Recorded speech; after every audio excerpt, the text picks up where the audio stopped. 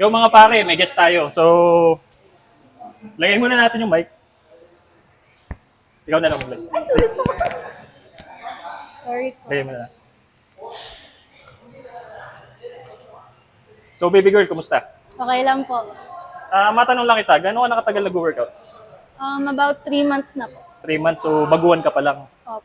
May sinusunod ka bang specific meal plan o workout? Wala pa po. Wala pa. So, wala kang idea, basta pumunta ka lang dito para mag-workout lang. Gawin na lang gusto mo, parang gano'n. Parang ganun na nga po. So, yun, ito, baka makatulong ha. So, ito, gagamit tayo ng pinakamalupit na app sa buong Pilipinas, number 1. So, please move up. So, tutok mo dito. So, unang-una, baby girl. Ano ang pangalan mo, baby girl? Ash po. Ash. Ash. So, gender mo is female, age mo is 16. 16, minor. Ilang kilo? 50 po. 50. Oops. Height mo is? 154. Ano yun, as 5 feet or something? Nga. 5'1 po. 5'1". Activity level, ilang beses ka nag-workout sa isang linggo? Around 5 to 6 po. 5 to 6. So, lagay natin dito sa 6 to 7 days. Fitness level, beginner. So, I assume pag mga babae, mostly curves in all the right places. Ang lalagay natin yung settings. So, update natin. So, yun na, may workout ka na. So, malupit sa app na to, hindi mo na kailangan mag-isip ng workout na gagawin mo. Monday to Sunday, nakaset na siya. Okay? So, ngayon, Thursday, rest day. Siya na rin nag-set na rest day mo. So, wala ka nang isip pang iba. Bubuklatin mo na lang to. Halimbawa, ngayon ay Friday. Okay? So, yan. Ito yung mga naka-line up na workout sa'yo. 4 na exercise lang. Nakalagay na yung sets at saka kung ilang repetition yung gagawin mo. Pati yung minute rest niya. Okay? So, pagka hindi ka marunong mag-reverse lunges, meron siyang video. Okay? Oh.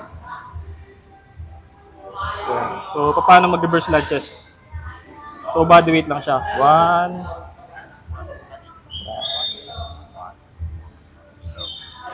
Hindi ko maintindihan yung video. Pwede mo palitan ng video pagka hindi mo maintindihan. So, yan.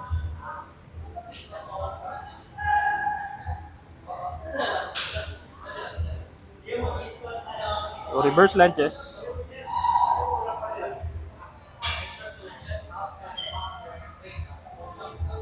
So, yan. Okay. So, itry natin para mas maganda. Okay. So, 3 sets of 12 repetition reverse lunges. Wala siyang nakalagay na weight. So, try natin. 12 repetition. Sige, go. Sige po. Okay, 1,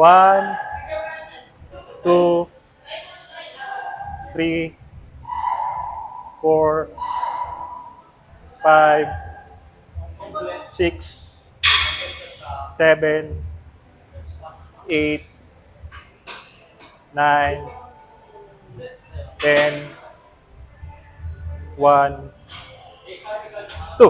So, okay na yun. Alam na nila pag yung kabila. Okay, kaliwa na lang muna. So, ito malupit dyan. So, sinet na rin niya yung meal plan mo. So, ang calorie intake mo per day, nakalagay na rin dito, 2,100. Balance meal siya, Monday to Sunday. Wala ka na isipin sa kakainin mo.